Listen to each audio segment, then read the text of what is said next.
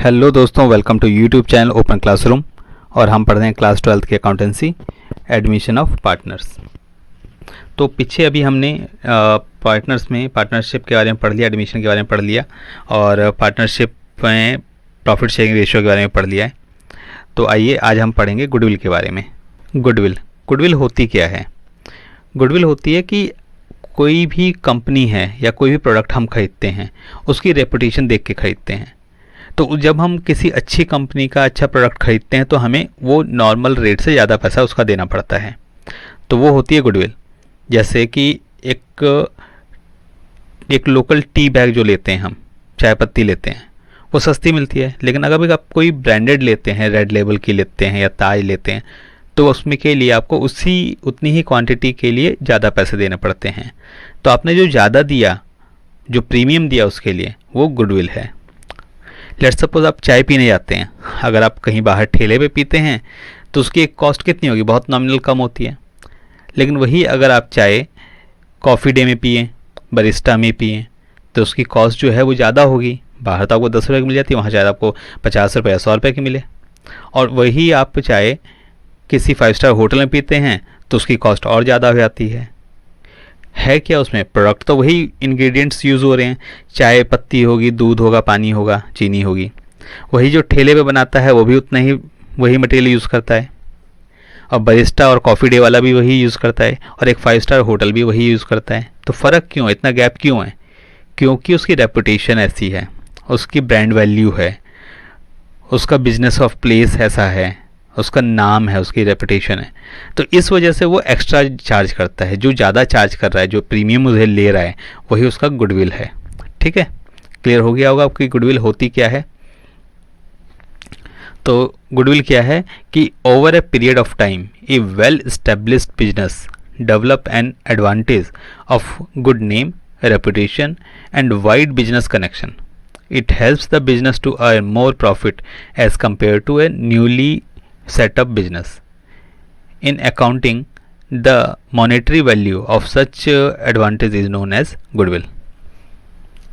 ठीक है ना, कि एक बिजनेस जो है वो पहले से स्टैब्लिश है और तो उसका कुछ नाम है, ब्रांड वैल्यू है, रेपुटेशन है, और उसके बिजनेस कनेक्शन है। मतलब कि उसने कहाँ कहाँ अपना बिजनेस फैला रखा है, उसके बिजनेस कनेक्शन बहुत अच्छे हैं ताकि उसका प्रोडक्ट जो है फटाफट बिकता है।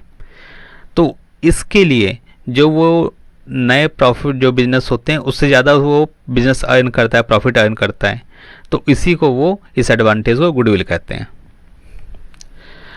और ये जो है एक इंटेंजिबल एसेट है। मतलब जैसे कि ये बैलेंस शीट में एसेट साइड में आता है, तो ये एक एसेट होती है। जैसे land, building, plant and machinery, ये सब तो आप देख सकते हैं, लेकिन गुडविल को दिखा सकते हैं? नहीं दिखा सकते। रेपुटेशन दिखा सकते हैं? नहीं दिखा सकते। तो ये इंटेंजिबल एसेट होती है। ठीक है, it is regarded as an intangible asset. In other words, goodwill is a value of the reputation of firm in respect of the profit expected in future over and above the normal profit. तो ये जो goodwill है ये firm की एक reputation होती है जो कि नॉर्मल जो प्रॉफिट होना चाहिए उससे ज़्यादा प्रॉफिट होता है। ठीक है, तो वो अपनी ब्रांड वैल्यू की वजह से ज़्यादा प्रॉफिट कमाता है, तो ये उसकी गुडविल होती है। It is generated, observed that when the person pays for goodwill, he she pay for something which place him in a position to be able to earn super profit as compared to profit earned by the other firms in the same industry. तो फिर कोई भी product खरीदते हैं तो उसके लिए कुछ आपको ज़्यादा देना पड़ता है एक ब्रांडेड वैल्यू के लिए। तो ये जो ज़्यादा देते हैं यही इसकी गुडविल होती है। In simple words, goodwill can be defined as the present value of firm anticipated excess earning और as capitalised value attached to the differential profit capacity of business. Thus, goodwill exists only when the firm earns super profit. Any firm that earns normal profit or a incurring losses has no goodwill. ठीक है ना, तो ये समझ में आ गया होगा आपको गुडविल क्या है। तो हिंदी में भी लिखा हुआ है हिंदी मीडियम वालों के लिए। एक सुव्यवस्थित व्यवसाय जो कुछ समय पश्चात प्रतिष्ठा और विस्तृत व्यवसाय संबंधों का लाभ होने लगता है। यह व्यवसाय एक नए स्थापित व्यवसाय की तुलना में अधिक लाभ कमाने की में सहायता करता है। लेखांकन में ऐसे लाभ की मौद्रिक मूल्य को ख्याति कहते हैं। यह एक आभासी परिसंपत्ति यानी इंटेंजिबल एसेट है। दूसरे शब्दों में ख्याति किसी व्यवसाय की प्रसिद्धि का ऐसा मूल्य है जिससे कि वह उस व्यवसाय में लगी हुई अन्य इकाइयों द्वारा अर्जित किए गए सामान्य लाभ की अपेक्षा अधिक लाभ अर्जित करती है। सामान्यतः यह देखा गया है कि जब एक व्यक्ति ख्याति की राशि का भुगतान करता है तो वह भुगतान उसे अधिक लाभ प्राप्त करने की स्थिति में पहुंचा देता है जिसे वह मात्रा अपने प्रयत्नों से प्राप्त नहीं कर सकता था। दूसरे शब्दों में ख्याति को इस प्रकार परिभाषित किया जा सकता है कि फर्म की ख्याति संभावित अधिक आय का वर्तमान मूल्य है या व्यवसाय का वह पूंजीगत मूल्य है जो कि उसकी विभेदात्मक लाभ क्षमता से जुड़ा होता है। अतः ख्याति तभी विद्यमान होती है जब फर्म सामान्य लाभों से अधिक लाभ अर्जित करती है। जिस फर्म में हानि हो रही होती हो या सामान्य लाभ हो रहे हों उस फर्म में ख्याति नहीं होती है। ठीक है, अगर नॉर्मल प्रॉफिट आ रहा है, नॉर्मल लॉस हो रहा है और नॉर्मल है तो वो गुडविल नहीं है। ठीक है, लेकिन जहाँ पर वो एक्स्ट्रा प्रॉफिट कमा रहा है जो नॉर्मल से ज़्यादा, वही वहाँ पे गुडविल है उसकी। ठीक है, अब मेन फैक्टर्स क्या हैं, गुडविल अगर मिलती है तो गुडविल मिलने का कारण क्या है। Nature of business, a firm that produce high value added product और having a stable demand is able to earn more profit therefore has more goodwill. कि एक तो ये हो सकता है नेचर ऑफ बिजनेस क्या है उसका, कुछ ऐसा प्रोडक्ट बना रहे हैं जो कि जिस पे हम ज़्यादा प्रॉफिट कमाते हैं, या फिर उसकी जो डिमांड है वो हमेशा बनी रहती है, कम नहीं होती या बढ़ती चली जा रही है, तो इस वजह से भी हम कमा सकते हैं। दूसरा क्या है, location, if the business is centrally located और is at a place having heavy customer traffic and goodwill trend to be high। यानी कि वो जो है उसका प्लेस ऑफ बिजनेस ऐसे सेंटर प्लेस पे है, या कहते हैं जिसे प्राइम लोकेशन हम कहते हैं कि प्राइम लोकेशन में है, मीन्स एक पॉश इलाके में है या एक बहुत अच्छी जगह पर है, तो उस वजह से भी उसका प्रॉफिट होता है, गुडविल होती है। या फिर वो एक ऐसी जगह पर है जहाँ पर कस्टमर जो हैं बहुत ज़्यादा आते हैं, इस वजह से भी उसको गुडविल ज़्यादा हो सकती है। Efficiency of management, a well managed concern usually enjoy the advantage of high productivity and cost efficiency. This lead the higher profit and so the value of goodwill will be so high। Efficient management मतलब management जो है बहुत अच्छा है उसका। कई बार आपने देखा होगा कि कंपनीज जो परचेज़ की जाती है वो मैनेजमेंट को देख के जाती है कि मैनेजमेंट उसका कौन है उसमें इन्वॉल्व, जो रन कर रहे हैं बिजनेस वो मैनेजर्स कौन है, डायरेक्टर्स कौन है उसके। क्योंकि जो मैनेजमेंट अगर अच्छा होगा तो प्रोडक्शन भी अच्छा होगा, कंपनी भी अच्छी चलेगी। तो इस वजह से अगर इफ़िशिएंट मैनेजमेंट है, अच्छा मैनेजमेंट है, तो उसका प्रोडक्शन भी बहुत ज़्यादा होगा, कॉस्ट कम होगी, प्रॉफिट ज़्यादा होगा। तो इस वजह से भी प्रॉफिट उसका जो गुडविल होती है वो ज़्यादा होती है। मार्केट सिचुएशन, मोनोपोली कंडीशन और limited competition enable the concern to earn high profit which lead to high value of goodwill। अब मार्केट सिचुएशन क्या है कि जो कंपनी है, फर्म है, वो मोनोपोली है, उसका एकाधिकार है और कोई कंपटीशन में है ही नहीं या फिर बहुत कम लोग हैं। अगर देखें 1980 के आसपास तो इंडिया में कार मैन्युफैक्चरिंग नहीं होती थी, दो ही कारें हुआ करती थी कि एक आपकी एम्बेसडर और फिएट, वो भी बहुत कम थी, इंडिया में मैन्युफैक्चरिंग नहीं थी। तो जब मारुति इंडिया में आई, जब वो इस्टेब्लिश हुई, तो एक वो कंपनी थी जो कार मैन्युफैक्चर करती थी इंडिया में और सिर्फ उसी की मोनोपोली थी क्योंकि कोई और तो था ही नहीं। तो जो भी कार बिकती थी वो मारुति की बिकती थी, तो उसका 100% मोनोपोली थी उस वक्त। अब तो बहुत सारी कंपनीज आ गई तो मोनोपोली नहीं है, लेकिन इस तरीके से अगर कोई सिचुएशन है मार्केट की जहाँ पर मोनोपोली है, एकाधिकार है, तो वहाँ पर इस वजह से भी हाई प्रॉफिट मिलता है और गुडविल ज़्यादा होती है, क्योंकि कोई और खरीदने के लिए है ही नहीं, तब वो 2 रुपये की चीज़ 4 रुपये में बेचे या 10 रुपये में बेचे, खरीदना तो वही पड़ेगा, ठीक है ना।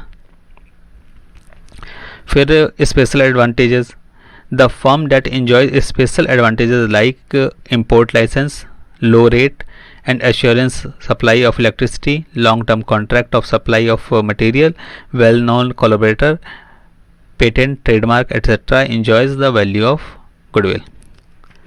तो ये भी हो सकता है कि जो फर्म है उसको स्पेशल एडवांटेज मिले हुए हैं, खास फ़ायदे हैं, जैसे कि उसके पास इंपोर्ट करने का लाइसेंस हो, या फिर वो कई बार गवर्नमेंट से सर्टिफिकेट ले लेते हैं लोअर TDS का, टैक्स कम कटे, उसका भी फ़ायदा मिलता है, या फिर ऐसी जगह पर है कि गवर्नमेंट उसे चाहे तो फ्री इलेक्ट्रिसिटी देती है या फिर नॉन स्टॉप इलेक्ट्रिसिटी देती है, जैसे DMRC है, उसकी इलेक्ट्रिसिटी कभी नहीं जाती मेट्रो की, तो इस तरीके से हो सकता है। या फिर कॉन्ट्रैक्ट उसके ऐसे हैं कि जहाँ पर मटेरियल आता रहेगा या सेल जो है वो रेगुलर रहेगी, तो इस तरीके से बहुत सारे एडवांटेज हों जिसकी वजह से भी प्रॉफिट जो है ज़्यादा होता है, तो उसकी वैल्यू जो होती है गुडविल वो ज़्यादा होती है।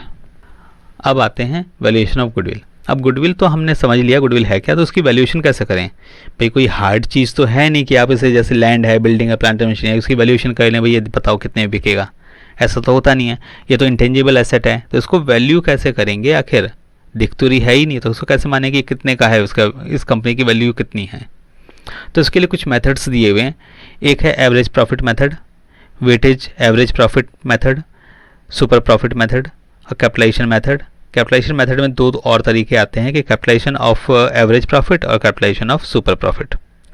अभी हम यहाँ पे इसके फॉर्मूलेज देख लेते हैं, आगे फिर जब क्वेश्चंस करेंगे तो डिटेल में इन्हें करेंगे, तो अभी एक बार फॉर्मूले को ओवरव्यू कर लेते हैं। पहला है average profit method. Average profit method में जो गुडविल को कैलकुलेट करते हैं हम, वो होता है एवरेज प्रॉफिट और नंबर ऑफ ईयर परचेज।